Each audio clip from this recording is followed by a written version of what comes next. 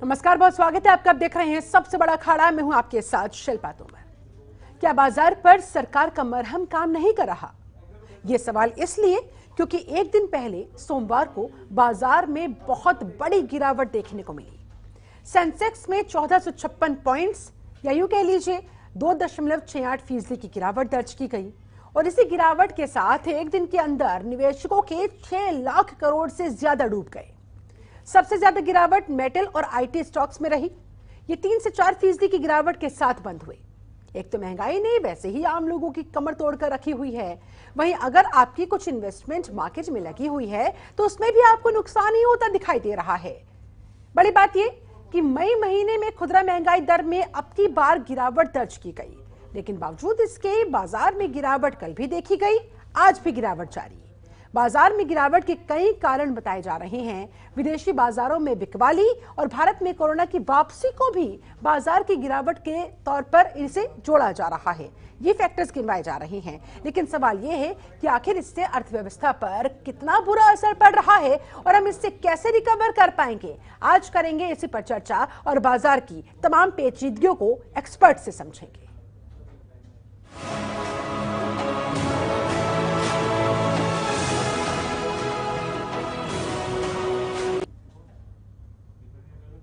तो सबसे बड़ा सवाल तो आज यही बनता है कि भाई ऐसी कौन सी वजह है, क्या कुछ वो कारण है जिनकी वजह से शेयर बाजार इस तरह से धड़ाम हुआ, इस तरह से गिरावट उसमें दर्ज की गई है। क्या कुछ इसके पीछे के कारण है, उन्हें करेंगे जानने की कोशिश। क्या ग्लोबल मार्केट में गिरावट का दबाव जिसका असर हिंदुस्तान में भी दिखता हुआ? कैसे सुधरेगी अर्थव्यवस्था की ये सुस्त पड़ी रफ्तार? क्या बाजार पर सरकार का मरहम नहीं आ रहा का? तमाम दावे कर रही है, तमाम योजनाएं, तमाम तरह की रणनीति प्लानिंग सब कुछ तो करने की कोशिश होती है, लेकिन क्या उसका असर हो रहा है या नहीं? भारतीय अर्थव्यवस्था के लिए यह कितना बड़ा झटका और क्या करें घबराए इन्वेस्टर्स जिनका मोटा पैसा लगा हुआ है शेयर मार्केट के अंदर और शेयर्स के इस तरह से धड़ाम होने के बाद वो डरे हुए हैं, घबराए हुए हैं। करें तो क्या करें? आज उनके सवालों के भी जवाब हम खोजेंगे। हमारे साथ इस समय एक खास पैनल जुड़ा हुआ है। जल्दी से मैं पैनल का तारुफ करवा देती हूं। हमारे साथ बीजेपी प्रवक्ता नेहा शालिनी दुआ जी जुड़ी हुई है, बहुत स्वागत है मैडम आपका। हमारे साथ कांग्रेस प्रवक्ता संजय सिंह जी मौजूद है, बहुत स्वागत है संजय जी आपका। प्रोफेसर अखिल स्वामी हमारे साथ उपस्थित हैं, शेयर मार्केट एक्सपर्ट हैं ये, बहुत स्वागत है आपका। और अर्थशास्त्री अमन अग्रवाल जी भी हमारे साथ मौजूद हैं, आपका भी अमन जी बहुत बहुत स्वागत करती हूं। सबसे पहले चर्चा की शुरुआत प्रोफेसर अखिल स्वामी आपके साथ करना चाहूंगी। ये जो इतनी बड़ी गिरावट दर्ज की गई, शेयर मार्केट इस तरह से धड़ाम हुआ, सबसे पहले तो आखिर ये क्यों हुआ? क्योंकि इन्वेस्टर्स बहुत डरे हुए हैं, उन्हें क्या करना चाहिए क्या नहीं, उन्हें कुछ समझ में नहीं आ रहा है। देखा जाए तो पिछले 2 साल में जो शेयर मार्केट बहुत ऊंचाई पे चला गया था और पूरे विश्व में चला गया था, जबकि इकोनॉमिक इंडिकेटर्स बिल्कुल फेवरेबल नहीं थे, नेगेटिव थे। हर देश की जीडीपी घट रही थी, कोविड की हालत बहुत ज्यादा खराब थी और विकास बिल्कुल नहीं हो रहा था। इसके बावजूद शेयर मार्केट ऊपर जा रहा था। उसके 2-3 मुख्य कारण थे। पहला कारण ये था कि यूरोप और अमेरिका ने मार्केट के अंदर लिक्विडिटी बहुत ज्यादा बढ़ा दी थी और एक प्रकार से बॉन्ड को परचेज करके, क्योंकि मार्केट के अंदर उन्होंने लिक्विडिटी को बढ़ा दिया था, लोगों के पास ये विकल्प था कि वो शेयर मार्केट में आए और शेयर मार्केट में आने की वजह से लिक्विडिटी की वजह से मार्केट बढ़ा था। पहली बात ये। दूसरी बात ये है कि पूरे विश्व में जो ब्याज दर थी वो बहुत ज्यादा कम थी और आप जानते हैं कि ब्याज दर और शेयर मार्केट का अंतर संबंध है। जब ब्याज दर कम होती हैं तो लोगों के पास ये विकल्प नहीं होता कि वो एफडी में या बॉन्ड में पैसा लगाएं, तो उनको एक प्रकार से फोर्स किया जाता है कि वो शेयर मार्केट में पैसा लगाएं। अब जिस प्रकार से मार्केट में लिक्विडिटी को तक कर रहा है अमेरिका और जिस प्रकार से पूरे विश्व में इन्फ्लेशन बढ़ रहा है और ब्याज दर बढ़ रही है, उसकी वजह से शेयर मार्केट से पैसा खींच रहा है। दूसरी बात, अगर भारत के परिप्रेक्ष्य में देखा जाए तो भारत के अंदर रुपया लगातार वीक हो रहा है। फॉरेन इंस्टीट्यूशनल इन्वेस्टर्स पैसा बुरी तरह से निकाल रहे हैं और आपने देखा कि पिछले 3-4 महीने के अंदर कितना ज्यादा पैसा एफआई से निकाला। जितना ज्यादा एफआई पैसा निकालेंगे उतना ज्यादा रुपया कमजोर होगा और जितना ज्यादा रुपया कमजोर होगा उतना ज्यादा एफआई पैसा निकालेंगे। ये तो भारतीय जो छोटे निवेशक हैं, क्योंकि इन्होंने सिस्टमैटिक इन्वेस्टमेंट प्लान के माध्यम से पैसा लगातार लगाए रखा, इसकी वजह से जो डोमेस्टिक म्यूचुअल फंड हैं उन्होंने परचेजिंग की। वरना जिस प्रकार की सेलिंग फॉरेन इंस्टीट्यूशनल इन्वेस्टर से की है, उसके हिसाब से हमारा शेयर मार्केट कम से कम 40% गिर जाना चाहिए था।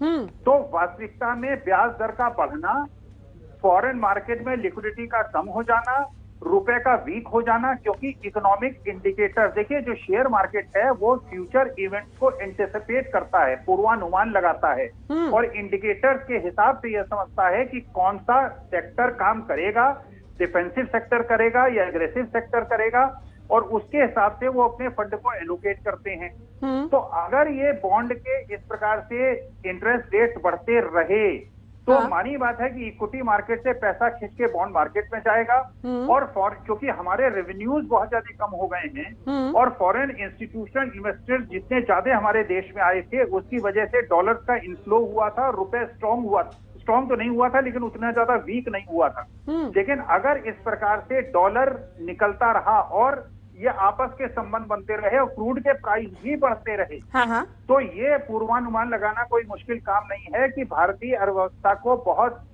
जोखिम का सामना करना पड़ सकता है। इन्फ्लेशन लगातार बढ़ रहा है और ये आशा है कि अगले 3-4 महीने में इन्फ्लेशन शायद और ज्यादा बढ़ जाए। तो ये जो 3-4 एक प्रकार के आक्रमण हुए हैं और ये जो चक्रव्यूह की रचना हुई है, इससे निकलना बहुत आवश्यक है। जब तक निवेशक को भविष्य के परिकल्पनाओं में पॉजिटिविटी नहीं दिखेगी तो वो शेयर मार्केट में नहीं रह पाएगा। तो अभी तक तो जो म्यूचुअल फंड्स हैं वो पैसा लोग एसआईपी के माध्यम से लगा रहे हैं, वो शेयर मार्केट में बने हुए हैं, उनकी हिम्मत बरकरार रहनी चाहिए। और मेरा सुझाव जो आपने पूछा था कि क्या इन्वेस्टर को करना चाहिए, देखिए गिरते हुए मार्केट में सिस्टमैटिक इन्वेस्टमेंट प्लान में जो आप पैसा लगा रहे हैं उसको कतई नहीं रोकना चाहिए, क्योंकि मार्केट जब भी कोई पॉजिटिव ट्रेंड लेगा, इस समय मार्केट में नेगेटिविटी बहुत ज्यादा है, सारे जो नेगेटिविटी है उसको एंटिसिपेट करके आत्मसात कर चुका है शेयर मार्केट। तो मार्केट 5-10% गिर सकता है, लेकिन ये मार्केट का कहीं ना कहीं बॉटम आएगा और उसके बाद जब मार्केट उछाल करेगा तो आप अगर एसआईपी में एवरेजिंग करेंगे अपने शेयर प्राइसेस की तो भविष्य में आपको लाभ होने की आवश्यकता है। इसलिए जो छोटे निवेशक हैं वो कम से कम शेयर मार्केट में अगर उनका 3-4 साल का नजरिया है तो शेयर मार्केट में बने रहे, पेशेंस रखिए, यानी कि सब्र करें। फिलहाल हमारे साथ अर्थशास्त्री अमन अग्रवाल जी भी जुड़े हुए हैं।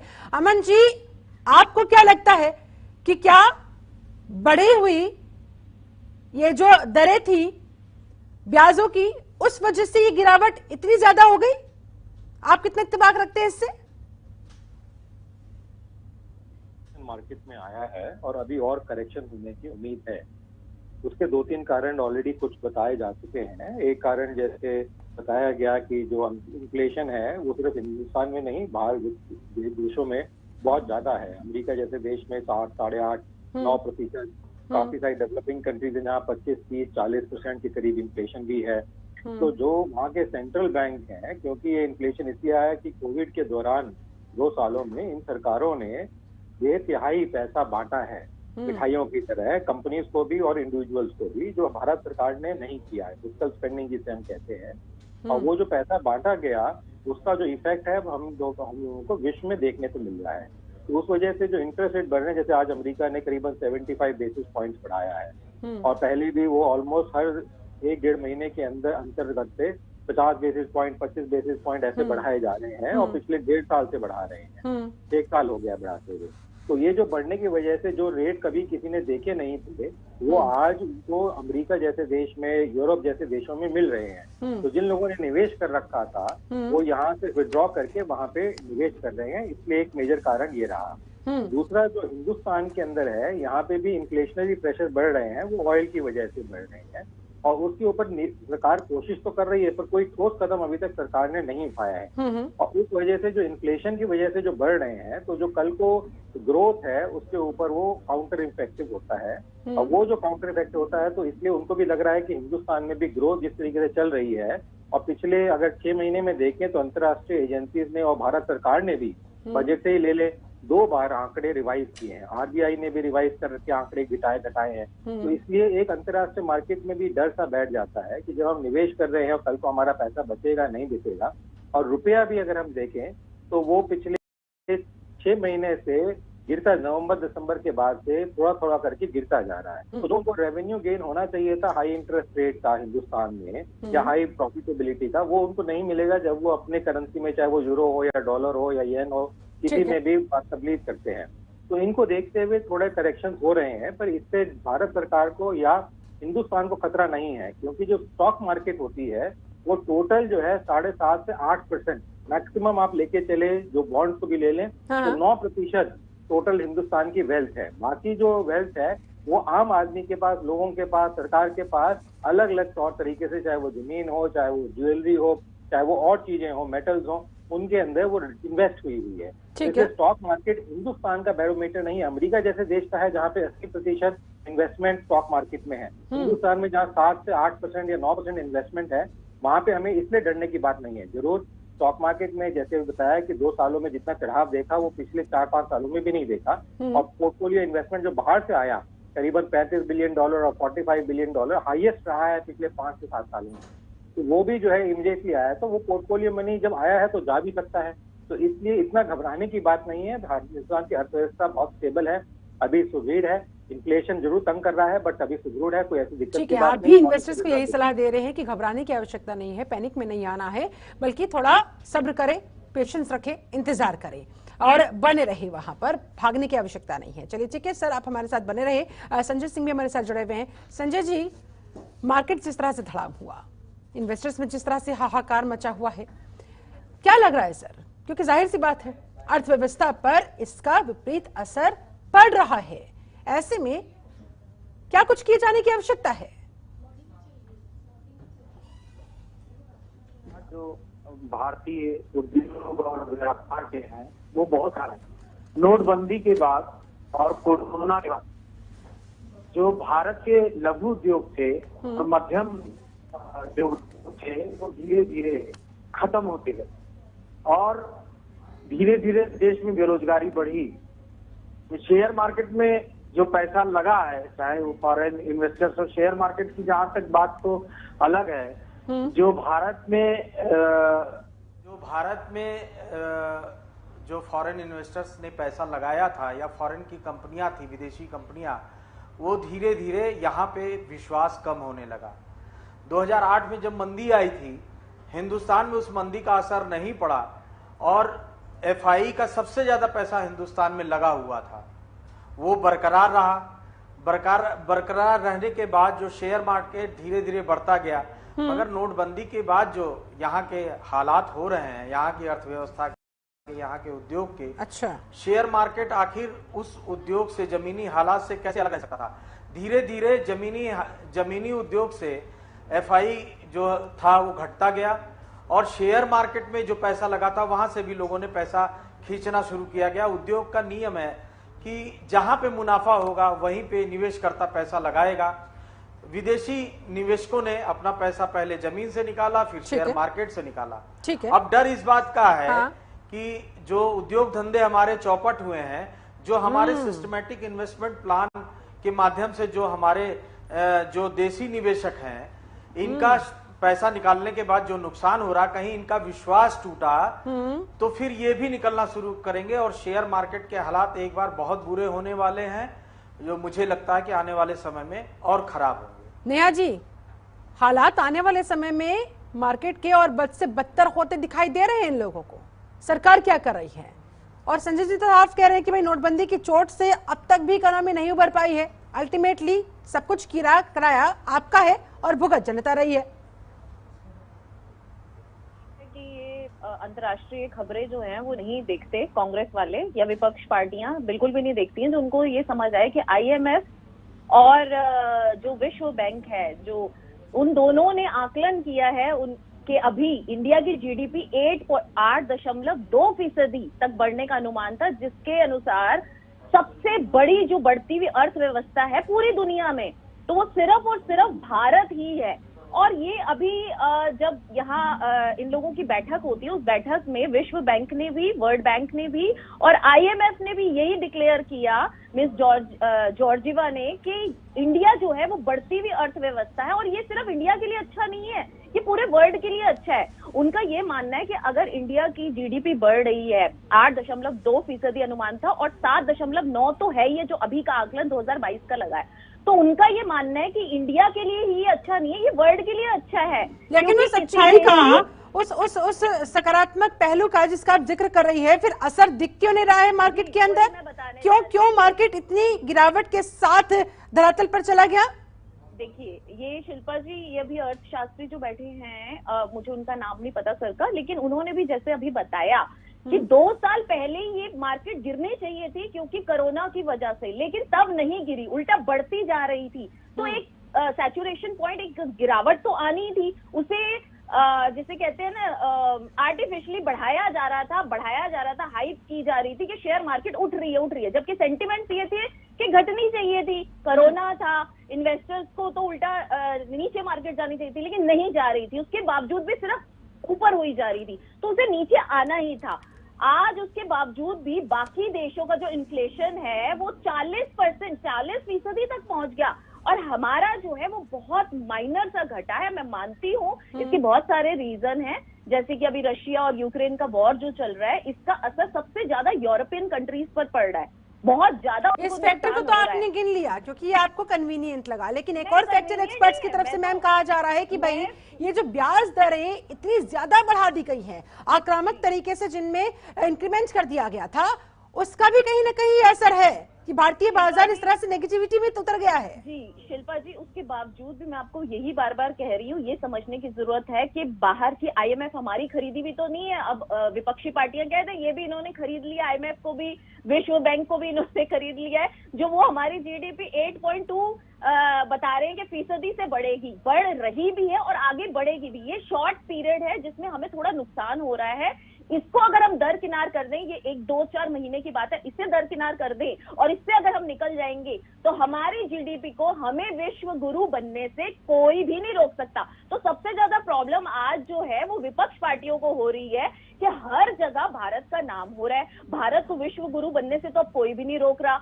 प्रधानमंत्री जी के इतने सही निर्णयों की वजह से आज ये हालत है कि कोरोना होने के बावजूद भी सेंटिमेंट्स जो हैं वो कोरोना में, जबकि बहुत मार्केट हमारी नीचे जानी चाहिए थी, हमारी जीडीपी उतनी नहीं घटी। और गरीब कल्याण योजना जो हम, तो यानी कि आप लोगों को पता था ऑलरेडी कि ऐसी सिचुएशन आने वाली है? देखिए, ऐसी सिचुएशन तो सारी दुनिया को पता था, जो आज चौथी 5वीं लहर चल रही है, क्या वो आनी नहीं थी? क्या वो सभी देशों में आ रही है? 40% तक उनकी जो 40% है वो नीचे, उनकी जो जीडीपी है चलेगी, हमारी तो नीचे नहीं जा रही, हमारी तो सबसे बढ़ती हुई अर्थव्यवस्था है और आगे आने वाले 45 साल की सबसे अधिकतम बेरोजगारी है, 8.1%। संजय जी देखिए प्लीज, आप देखिए, बेरोजगारी है 45 साल में सबसे ज्यादा। क्या दिखाना चाहते हैं कि डर गए हैं, घबरा गए? देखिए, ऐसा है कि ये व्हाट्सएप ज्ञान ना बताएं, इसीलिए व्हाट्सएप ज्ञान ना बताएं, हमें कोई घबरा नहीं रहे। अपना ज्ञान अपने पास रखे। जवाब IMF के आंकड़े ना बताएं, हम भी बताते हैं इनको आंकड़े। वो कह रहे हैं कि IMF के आंकड़े तो आप गिनवा रही हैं, लेकिन वो अनुमान है ना, अब उसे छू पाएगी भारतीय अर्थव्यवस्था, नहीं छू पाएगी, वो तो मैम बात की बात है। लेकिन इस समय जो इन्वेस्टर डरा हुआ है, इस समय जो इन्वेस्टर परेशान है, उसकी मेहनत की कमाई उसे डूबती हुई दिखाई दे रही है। नेहा जी, उन्हें आप क्या कहेंगी?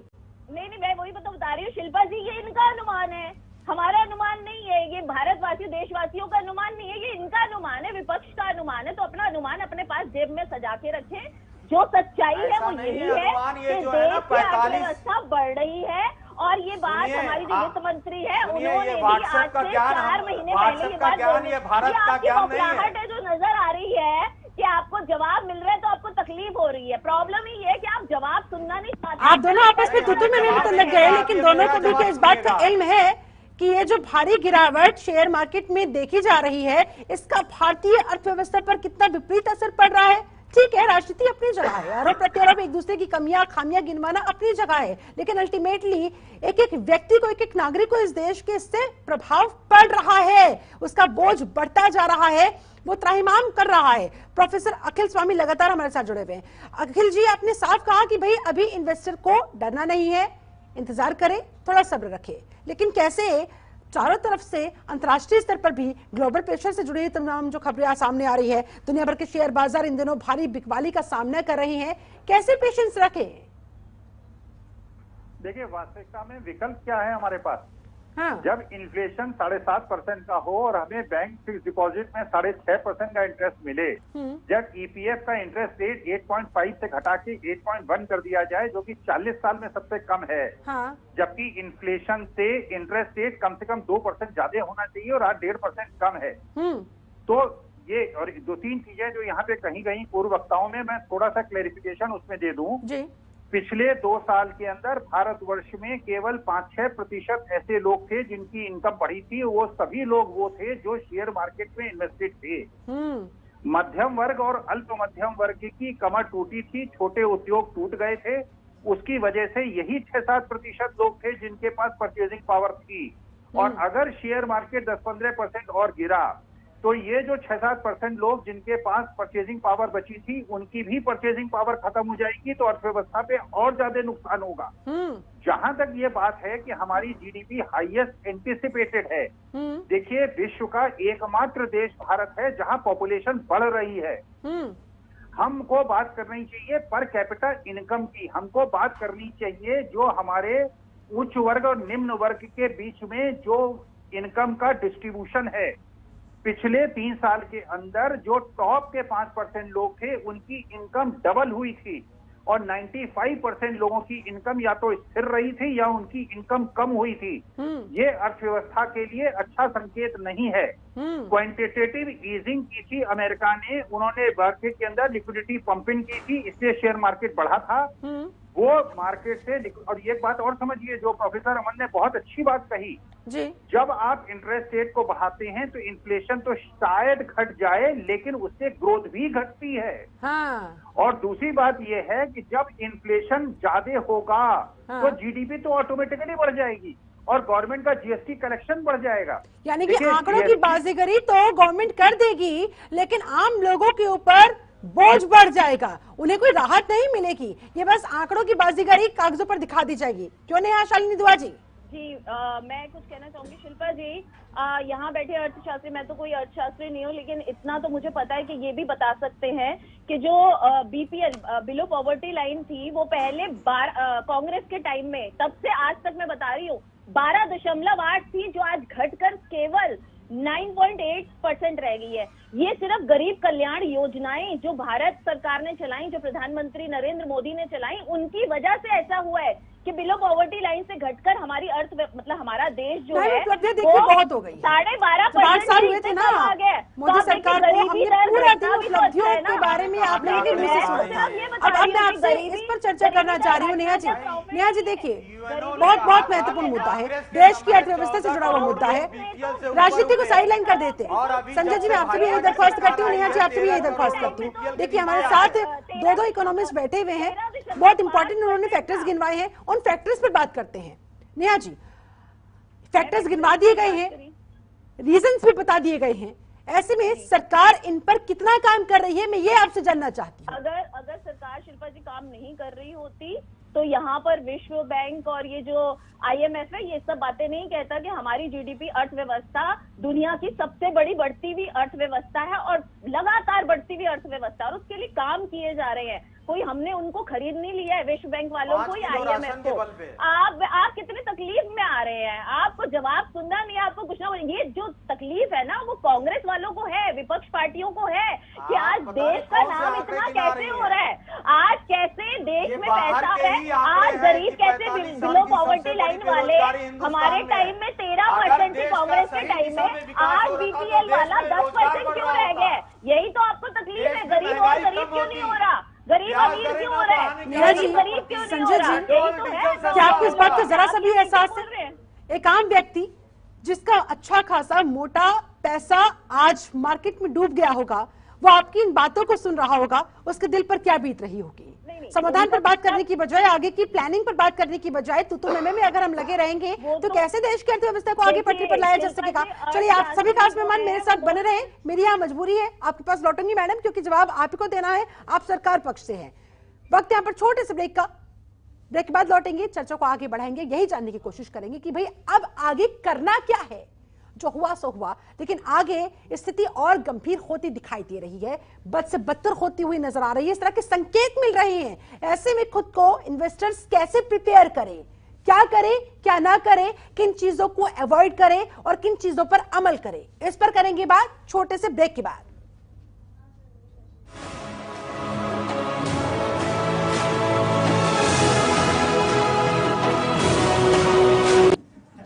हर लेट नाइट पार्टी टेंशन का जश्न, चौड़ी हो छाती तो टशन का जश्न। जहां इंडिया करे सेलिब्रेशन, वहां होए टशन का जश्न। राजश्री इलायची टशन का जश्न। खास जड़ी बूटियों से बना पेट सफा आयुर्वेदिक चूर्ण आज ही ले आएं। पेट सफा पहली रात से ही असर दिखाता है और इसकी आदत भी नहीं पड़ती। पेट सफा हर रोग दफा। कुछ दिन ऐसे होते हैं when I love my job, और कुछ दिन ऐसे होते हैं कि आई हेट इट। एक पायलट पे होता है इतना प्रेशर कि कूल रहना इज नॉट दैट इजी, पर गर्मी में घर को कूल रखना is now too easy with summer cool coolers. Summer cool celebrates the release of runway 34। क्या आप दुबले पतले कमजोर हैं, आपकी सेहत नहीं बनती, भूख कम लगती है, वजन नहीं बढ़ता? दरअसल मेन बात खाना पीना खाना नहीं है, मेन बात है खाया पिया लगना। और अगर खाया पिया लगेगा ही नहीं तो आपकी सेहत बनेगी कैसे?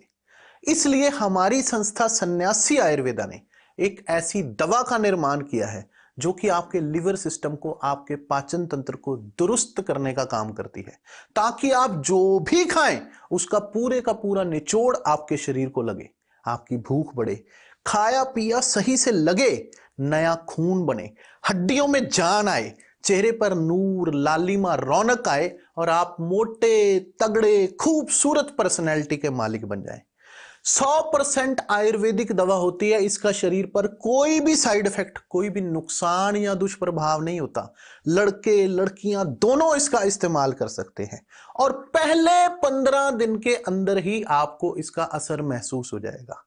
सिर्फ 699 रुपए की पूरे 1 महीने की दवा होती है और आप इसे घर बैठे 011-45454545 पर फोन करके दवा मंगवा सकते हैं।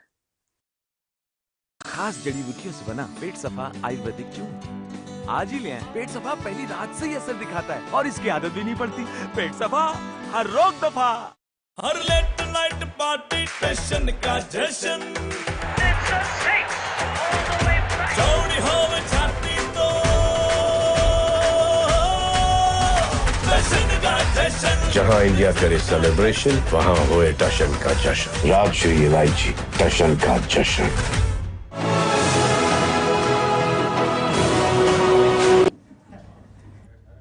ब्रेक के बाद बहुत स्वागत है आपका। जो अखाड़े में चर्चा हो रही है, मार्केट जिस तरह से धड़ाम गिरा और उसके बाद जिस तरह से हाहाकार मचा, इन्वेस्टर्स के अंदर डर का माहौल है, उनका मोटा पैसा लगा हुआ है। समझ नहीं आ रहा है कि क्या इस समय मार्केट से पैसे को निकाल लिया जाना चाहिए या फिर अभी थोड़ा इंतजार करना चाहिए। लेकिन इंतजार करें भी तो कितना करें, क्योंकि आगे अभी निकट भविष्य में भी किसी तरह की कोई संभावना दिखाई दे नहीं रही है कि स्थिति कुछ सुधरेगी।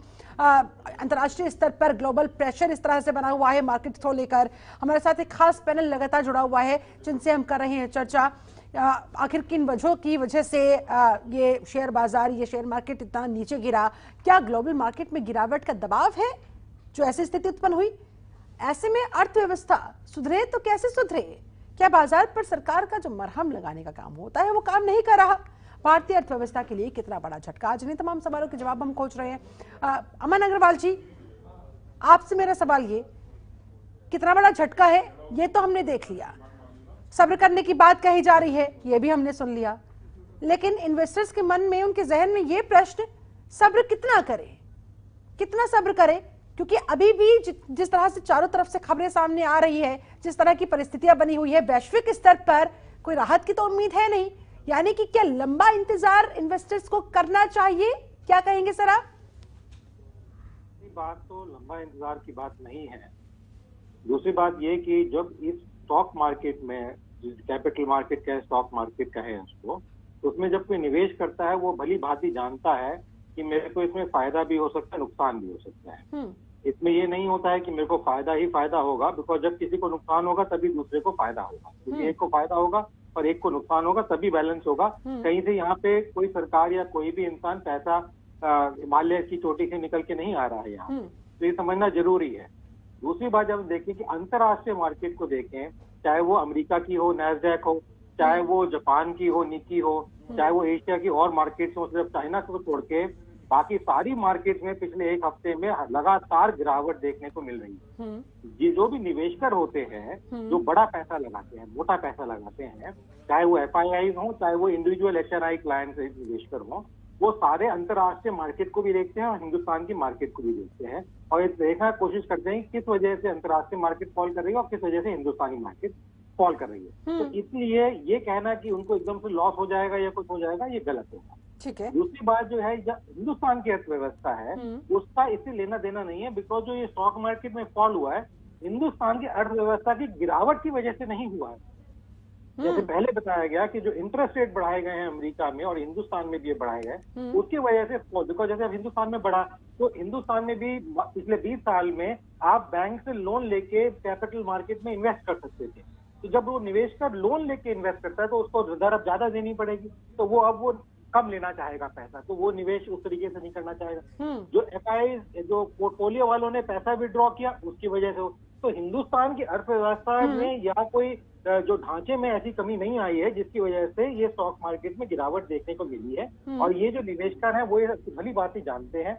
अगर वहां पे आती तो सरकार भी रिस्पॉन्सिबल होती और सरकार को दायित्व बनता है कुछ ना कुछ करने का। जहाँ तक इन्फ्लेशन की मैंने आपको बात बताई है, वो लगातार पिछले 6 महीने से बढ़ता जा रहा है, तेल के दाम बढ़ते जा रहे हैं और जैसे मैंने पहले भी कहा हिंदुस्तान में जो इन्फ्लेशन है वो ऑयल पुश बेस्ड इन्फ्लेशन है। हिंदुस्तान में फिस्कल स्पेंडिंग बेस्ड इन्फ्लेशन नहीं है जो बाहर के देशों में देखा गया है। तो इसलिए ये सरकार के काफी हद तक हाथ में है कि इसको कंट्रोल किया जा सकता है, क्योंकि सरकार ने ऑयल पुल अकाउंट जो हमने भारतीय संस्थान ने 1989 में सजेस्ट किया था, ND तिवारी साहब ने इम्प्लीमेंट किया था, उसमें करीबन 5-5.5 लाख करोड़ पिछले 2 साल में ही इकट्ठे किए हैं एक्साइज और टैक्सेस के द्वारा। इसी तरीके से जो टैक्सेस हैं अगर उसको GST में भी परिवर्तित किया जाता है, जो सरकार में सक्षमता है इस बार करने की, बिकॉज ज्यादातर स्टेट में हिंदुस्तान बीजेपी सरकार है, उसमें भी अगर करती है तो इमीडिएटली 60-65% से 25% पे 28% पे आ जाएंगे, उससे भी एकदम से रिलीफ मिलेगा। और इन्फ्लेशन जो है पर सरकार काम क्यों नहीं कर रही है सर? अगर आपके मुताबिक सरकार ये कर सकती है तो फिर करती क्यों नहीं है? नेहा जी आपसे मैं जवाब लूंगी, लेकिन जरा एक बार पहले अमन अग्रवाल जी से इसके पीछे की फैक्टर्स में समझना चाहूंगी। क्या रेवेन्यू के नुकसान के डर की वजह से सरकार बार बार इस कदम को नहीं उठाती है, या फिर यूं कहा जाए कि हमेशा चर्चा में इसे नेग्लेक्ट कर देती है? बिल्कुल आप ठीक कह रहे हैं। ये 2 आइटम है, शराब और तेल। ये 2 ऐसे आइटम है जिससे सबसे ज्यादा रेवेन्यू स्टेट को भी और सेंटर को भी होता है रेवेन्यू गेन के अंदर, और इससे इनके जो पदार्थ बनते हैं उनसे भी बनता है, तो उसको वो खोना नहीं चाहती है। और ट्रेडिशनली इसीलिए रहा, जबकि अरुण जेटली जी ने जब GST लागू किया तब कहा कि हम इसको जल्द से जल्द लाएंगे, पर उसके ऊपर कोई ऐसी कार्रवाई या कोशिश नहीं की गई सरकार के द्वारा, ना केंद्र सरकार ना स्टेट सरकार के द्वारा, कि उसको GST में लाया जा सके, बिकॉज उससे रेवेन्यू लॉस होता है। अगर आपको याद हो, बस जुमला दे दिया गया था कि लोग उसे पकड़कर कुछ दिन तो कम से कम शांत रहेंगे, विश्वास करेंगे, और इसीलिए नेहा शालिनी द्वार जी, राहुल गांधी ने आज एक बार फिर से ट्वीट कर दिया कि भाई ये जुमलों की नहीं महाजुमलों की सरकार है। और मैं आपसे टू द पॉइंट जवाब चाहूंगी, जो सवाल अमन अग्रवाल जी ने उठाया कि अगर सरकार चाहे तो कर सकती है, लेकिन सरकार चाहती क्यों नहीं है? मैं इतना कहना चाहूंगी शिल्पा जी, एक्साइज ड्यूटी ऑयल पे 2 बार केंद्र सरकार ने घटाई है। कोई राज्य सरकार बताइए कांग्रेस की जिन्होंने वैट घटाया अपने राज्य से। तो प्रॉब्लम ये है कि ये लोग कुछ घटाना नहीं चाहते। केंद्र सरकार 2 बार घटा चुकी है पिछले 6 महीनों में। तो आप बताइए इससे ज्यादा सरकार और क्या करे? अंतरराष्ट्रीय मार्केट है, GST मिलाने की क्यों नहीं सोचते हैं? तो मैं बोल रही हूँ, मैं GST के दायरे मिलाने की क्यों नहीं सोचते हैं? मैंने यही कहा है कि सरकार अपना काम कर रही है, केंद्र सरकार अपना काम कर रही है, लेकिन राज्य सरकारों की भी जिम्मेवारी बनती है। वो क्यों नहीं वैट घटाते अपने राज्यों में? हमने तो 2 बार एक्साइज ड्यूटी घटा दी ताकि लोगों की जेब पर इसका असर ना पड़े। लेकिन सारी रिस्पॉन्सिबिलिटी ठीक है हमारी है, तो इन लोगों की कोई नहीं है। ये विपक्ष में किसी इक्का दुक्का राज्य में तो बैठे हुए हैं ना, वहाँ क्यों नहीं लोगों की पॉकेट को राहत देते ये लोग? ठीक है, सारी जिम्मेदारी केंद्र की है क्या संजय सिंह जी? राज्य सरकारों की कोई जिम्मेदारी नहीं है? या सिर्फ राज्य सरकारों की ये जिम्मेदारी होती है कि किस तरह से किस मुद्दे पर केंद्र को बस घेरा जा सके, उसका विरोध किया जा सके? क्योंकि जब राहत देने की बात आती है, आम जनता तक ये राहत पहुंचाने की बात आती है, तो आप लोग पैर पीछे खींच लेते हैं। इस सवाल का जवाब दूंगा और उसके बाद मैं विकास की बात करूंगा। देखिए पेट्रोल सुन लीजिए, अब सुन तो लीजिए। देखिए तीन तलाक जी, ये मैं तो इनकी बात जवाब बोलिए संजय जी, बोलिए करिएगा, मैं आपका भी जवाब दूंगा। देखिए इस देश में माननीय प्रधानमंत्री जी 3 तलाक पे अध्यादेश ला सकते हैं, 3 काले कृषि कानून पे अध्यादेश ला सकते हैं। अगर वो जनता के इतने शुभचिंतक हैं तो पेट्रोल डीजल पे जीएसटी लाने के लिए क्यों नहीं अध्यादेश ले आ रहे हैं? इसका जवाब दे सकती है ये? नेहा जी, दूसरा विकास की बात सुनिए, नंबर्स आपके पास है, वो कह रहे हैं कि अगर आप चाहते हैं तो फिर इस पर भी अध्यादेश ला सकते हैं। ठीक है, सुनिए, इन्होंने क्यों अपना वैट सुनिए, विकास की बात सुन लीजिए, विकास की और एक्साइज ड्यूटी पर रखी हुई है, सुन लीजिए, वो जीएसटी पर अध्यादेश लाने की बात कर रहे हैं। ठीक है, विकास की पहले संजय जी को एक बार अपनी बात पूरी करने दें। ठीक है, अरे सुनिए, नेहा जी सुन लेते हैं एक बार। देखिए सब लोग बैठ के सुन रहे हैं ना, सुन लेते हैं, मैं भी सुन फिर उसके रही बाद हूँ। आप बोलिएगा, उसका भी जवाब। देखिए अगर किसी भी परिवार का विकास होता है, अगर आमदनी किसी भी परिवार की बढ़ती है, तो जो परिवार है, परिवार का मुखिया बच्चों को घुमाने ले जाता है, बच्चों को कपड़े खरीदता है, मिठाइयां लाता है, रेस्टोरेंट में खिलाता है। अगर वाकई जो हमारा विकास IMF जो ये आंकड़े दे रही हैं और 7.1 का जो ग्रोथ रेट बता रही है, मेरी जानकारी अरे सुन मैं कोई विश्व बैंक नहीं हूँ, पहले सुन लीजिए, नेहा जी आप सुनिए तो सही। वो कह रहे हैं कि आप मैं चेंज नहीं करता हूँ, जिस भी रिपोर्ट के हवाले मैं व्हाट्सएप यूनिवर्सिटी से पढ़ के नहीं आता हूँ, मैं स्टेटमेंट चेंज नहीं करूंगा। पहले मेरी बात सुन लीजिए। अगर वाकई देश का विकास, सुन लीजिए आप जो आंकड़े दे रहे हैं वो बिल्कुल, अगर वाकई देश का विकास हुआ है तो मोदी जी ने कहा था सालाना 2 करोड़ रोजगार देंगे। 8 साल हो गए, रोजगार देने की बात छोड़िए, देश के एक सरकारी उपक्रम बेचे जा रहे हैं। रोजगार जहाँ सरकारी मिल सकता है, वो चाहे सरकारी उपक्रम बेचे जा रहे हैं। उत्तर प्रदेश, ऐसा लगता है आप दोनों की मिली भगत है, पर्दे के पीछे की आप दोनों की मिली भगत है, एक दूसरे को बचा भी रहे हैं और एक दूसरे को घेर भी रहे हैं, ताकि लोगों को कुछ समझ ही ना आ पाए ये चल क्या रहा है, कौन सच कह रहा है, कौन झूठ कह रहा है। चलिए ठीक है, महंगाई की स्थिति है, सुन लीजिए, आज जो महंगाई की स्थिति है उसमें कोई राहत है? पेट्रोल डीजल पे ये कह रही है एक्साइज ड्यूटी के 2 बार दाम घटे। अरे तो जरा अपनी गिरेबान में भी तो झांकी ना संजय सिंह जी, जहाँ जिन राज्यों में आपकी सरकार है, क्या आपने वैट बताकर ये एग्जाम्पल सेट करने की कोशिश की कि देखिए हमें चिंता है, हमें इतनी चिंता है लोगों की महंगाई की, वो परेशान हो रहे हैं? कोशिश की आप लोगों ने? जवाब दे दिया, जीएसटी के तहत लाए प्रधानमंत्री मोदी, हम अच्छा सब कुछ वो ही कर दे, हमारी कोई जिम्मेदारी नहीं बनती है। ठीक है, शेयर मार्केट एक्सपर्ट हमारे साथ प्रोफेसर अखिल स्वामी जी लगातार जुड़े हुए हैं। स्वामी साहब देखिए, राजनीति एक बार फिर से शुरू हो गई। नहीं प्लीज प्लीज आप तरफ में मैं नहीं जाना चाहती हूँ। देखिए इसने ये किया, इसने ये नहीं किया, ये कर दे तो हम ये करेंगे, conditions applied, terms and conditions applied. Please sir, अगर किसी को जनता के लिए कुछ करना होता है ना तो वो टर्म्स एंड कंडीशंस नहीं लगाते संजय सिंह जी। आप कह रहे हैं कि पहले वो करके दिखाए, केंद्र करके दिखाए, तब जब केंद्र ने 2 बार किया तब आपने कितना कर दिया, इस पर भी तो गौर करना चाहिए ना। छत्तीसगढ़ में सुन लीजिए, पुरानी पेंशन राजस्थान में और छत्तीसगढ़ में लागू की है। जनता के लिए जो करना है कर रहे, पेंशन समाप्त की थी भाजपा ने, हमें जो करना है फिर घुमा दिया ना। हमने बात यहाँ पर वैट पर हो रही है, पेंशन पर चले गए हैं। यही समस्या बीजेपी के साथ है, जिस पर सवाल पूछा जाता है उस पर जवाब देने के लिए तैयार नहीं होते। चलिए ठीक है, उत्तर प्रदेश में बिजली के दाम ठीक है सर।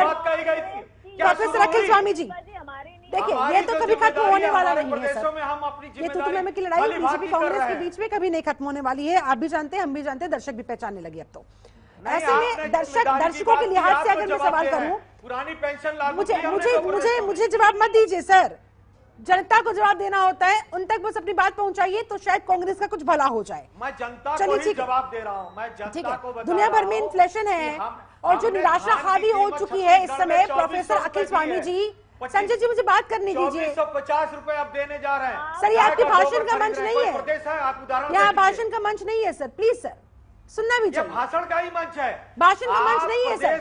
अगर आपको ये लगता है सर आप जा सकते हैं, ये भाषण का मंच नहीं है, प्लीज।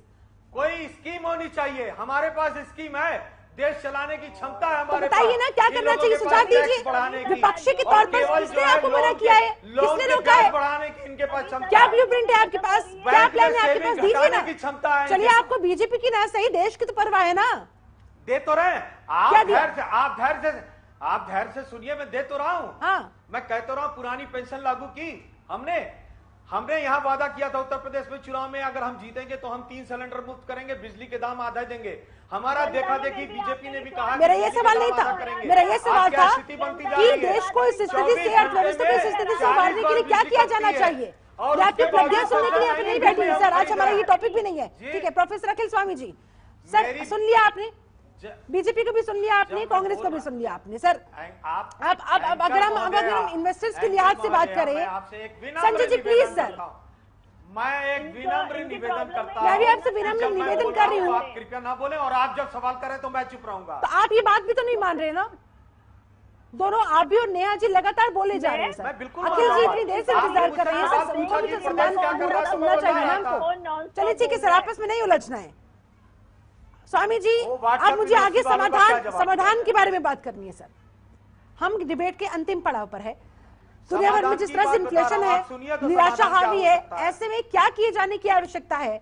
संजय सिंह जी कह रहे हैं कि भाई हम सुझाव दे रहे हैं, लेकिन सुझाव क्या है उन्हें खुद भी स्पष्ट नहीं हो पा रहा है। ऐसे में आप क्या सुझाव देना चाहेंगे सरकार को, कैसे डील किया जाने की आवश्यकता है। आप शेयर मार्केट एक्सपर्ट है, जाहिर तौर पर आप बेहतर तरीके से बता पाएंगे, समझा पाएंगे कि ये कदम अगर उठा लें तो शायद कुछ राहत मिल जाए, थोड़ी निजात मिल जाए।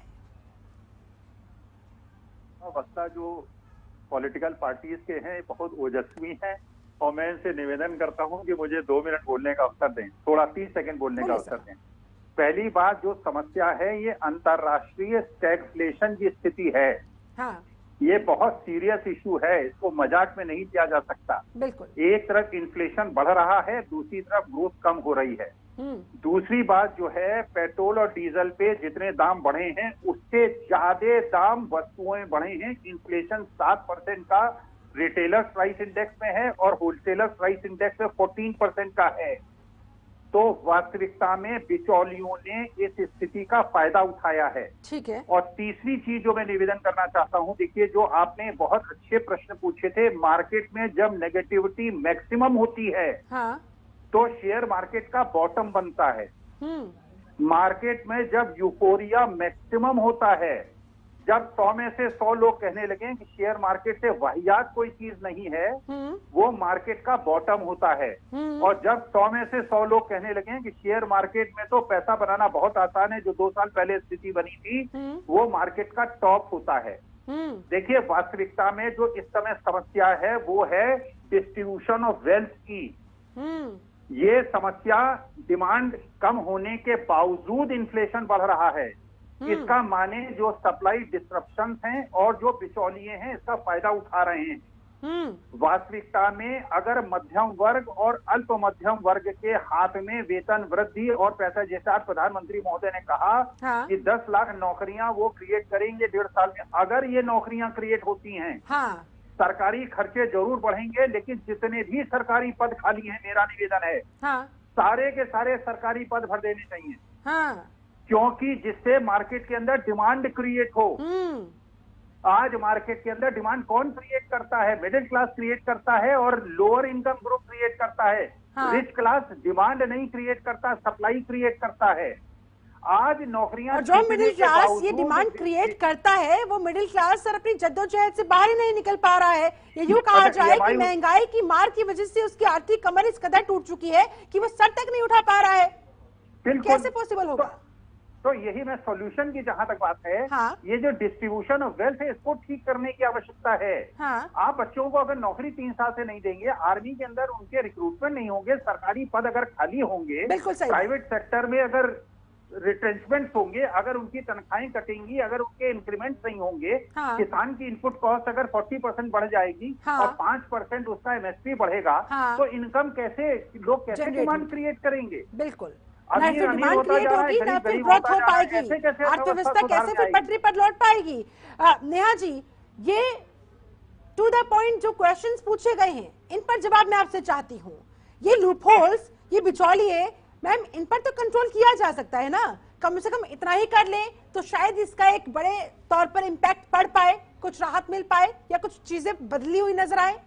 जी शिल्पा जी, इसी पर ही हमारे प्रधानमंत्री जी ने अभी अपने भाषण में रिसेंटली कल ही जो उनका हुआ, उनका फोकस इसी पे है कि नौकरियां ज्यादा से ज्यादा दी जाए, सरकारी नौकरियां भरी जाए सारे पद, और हाँ। वो ये बात बोल चुके हैं, और जब बोल चुके हैं तो काम इट मीन्स जैसे ही बोला है तो शुरू हो चुका है। और आने वाले वक्त में, जैसे मैंने आपको पहले ही बताया, कि थोड़ा सा एक ऐसा पीरियड है जिसमें हमें दिक्कत आ रही है और दिख भी रही है, लेकिन आने वाला समय जो है वो भारत की अर्थव्यवस्था के लिए बहुत अच्छा है, क्योंकि सभी चीजों को, फैक्टर्स को नजर में रखा जा रहा है। सभी अर्थशास्त्रियों से इसके बारे में ऑफ कोर्स है कि बैठ के डिस्कशन होता है और उसके बाद डिसीजन लिया जाता है सरकार के द्वारा। तो हर चीज पर पहलू रखा जा रहा है, मतलब हर पहलू पे नजर रखी जा रही है, और उसको कैसे सही किया जाए। जॉब क्रिएट करने के लिए आप देखिए कितने सारे आईटी पार्क्स जो हैं, आज तक टेक्सटाइल के आईटी पार्क्स का किसी ने सोचा ही नहीं था। टेक्सटाइल पार्क्स खोले जा रहे हैं जहां पर 28 लाख नौकरियां, ये गौतम बुद्ध नगर में खुल रहा है, कोई बहुत दूर नहीं खुल रहा,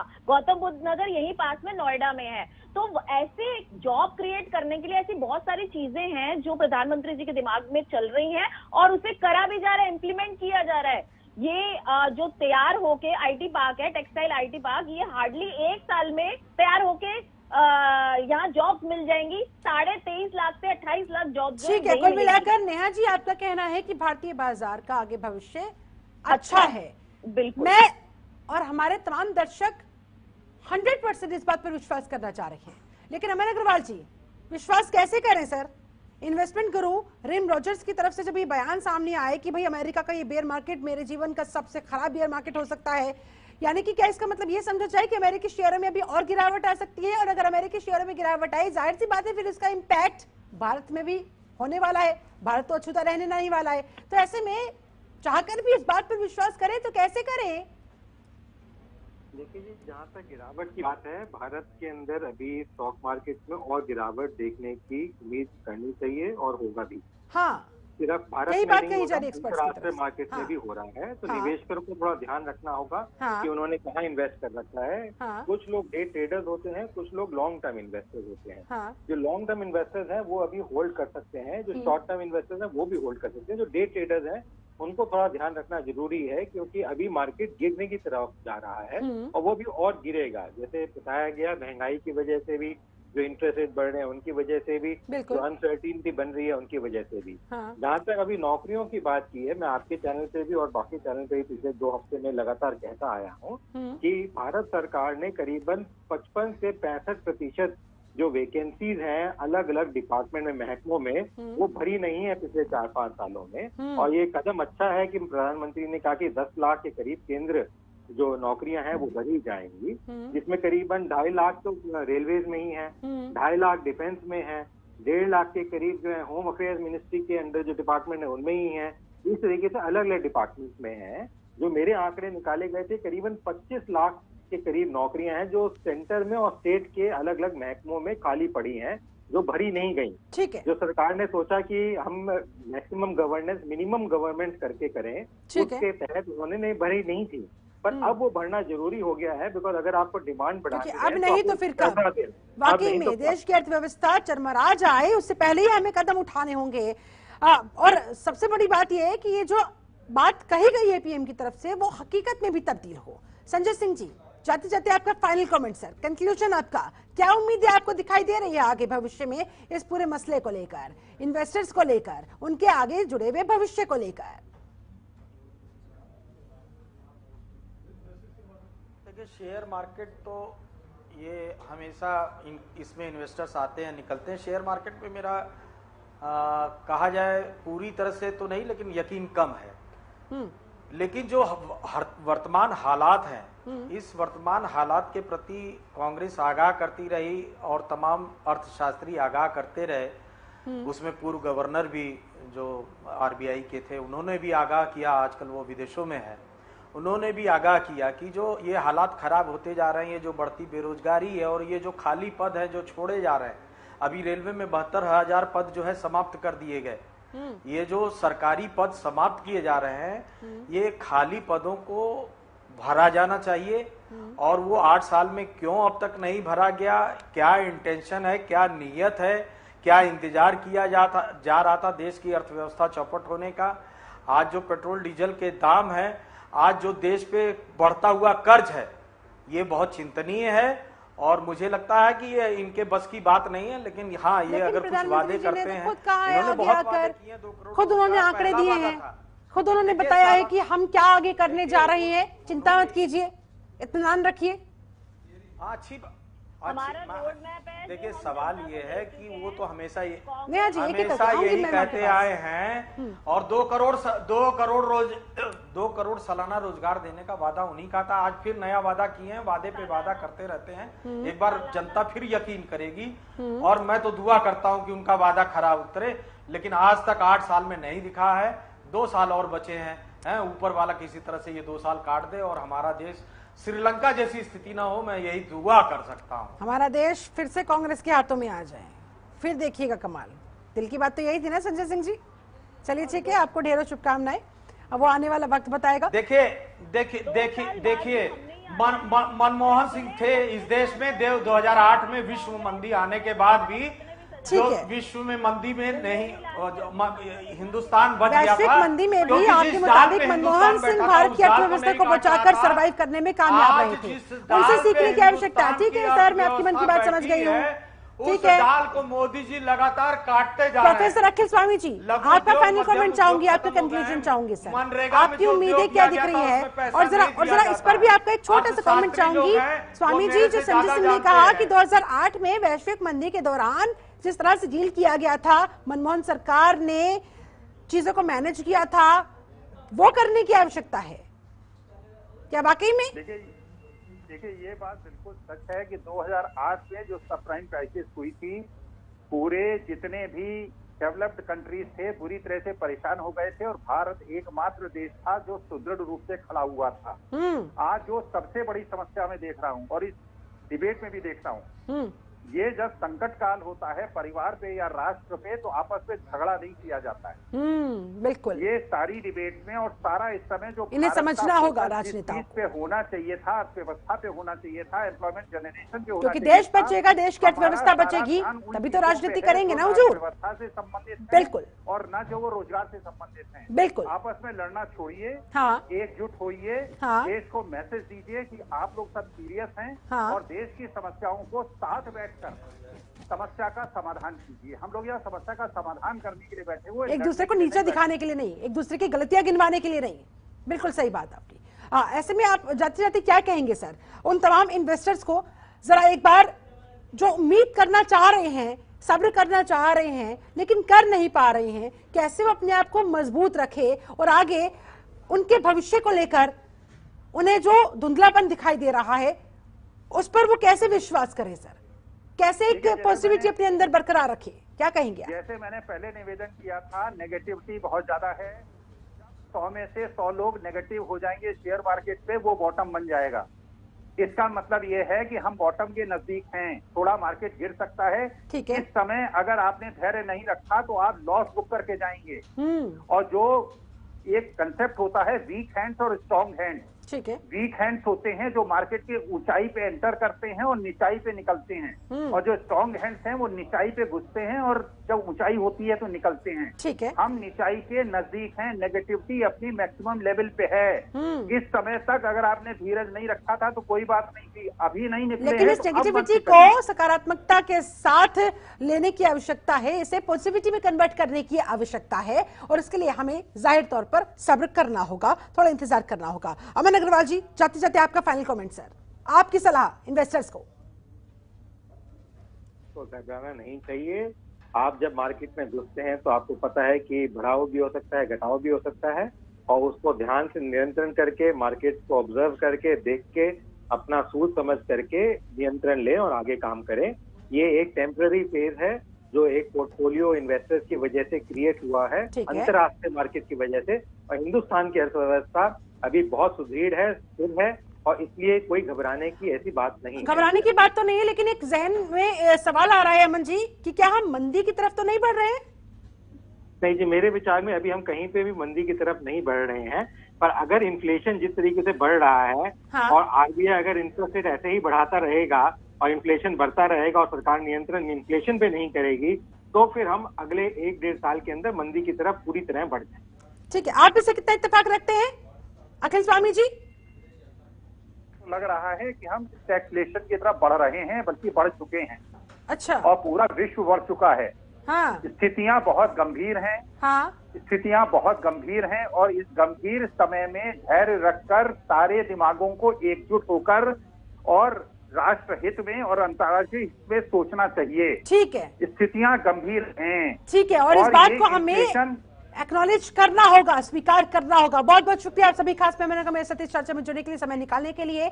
तो जितनी स्थितियां गंभीर है उतनी ही गंभीरता के साथ हमें काम भी करना होगा, और काम होगा तभी उसका असर दिखाई देगा और तभी देश की अर्थव्यवस्था को वापस से पटरी पर लाया जा सकेगा। बहुत बहुत शुक्रिया आप सभी खास मेहमानों का मेरे साथ इस चर्चा में जुड़ने के लिए, समय निकालने के लिए बहुत धन्यवाद। तो फिलहाल गंभीरता की बात तो कही जा रही है, क्या उतनी गंभीरता के साथ काम होगा भी, ये बड़ा सवाल बना हुआ है, क्योंकि राजनीति को साइडलाइन करते हुए एक दूसरे के सहयोग के साथ इन दलों को देश के बारे में अब सोचना होगा, देश की अर्थव्यवस्था के बारे में सोचना होगा, क्योंकि देश बचेगा उसकी अर्थव्यवस्था बचेगी, तभी तो राजनीति करेंगे ना। गंभीर सवाल है। मेरे साथ इस चर्चा में जुड़ने के लिए आप सभी का बहुत शुक्रिया। बने रहे चंदन टीवी के साथ। नमस्कार।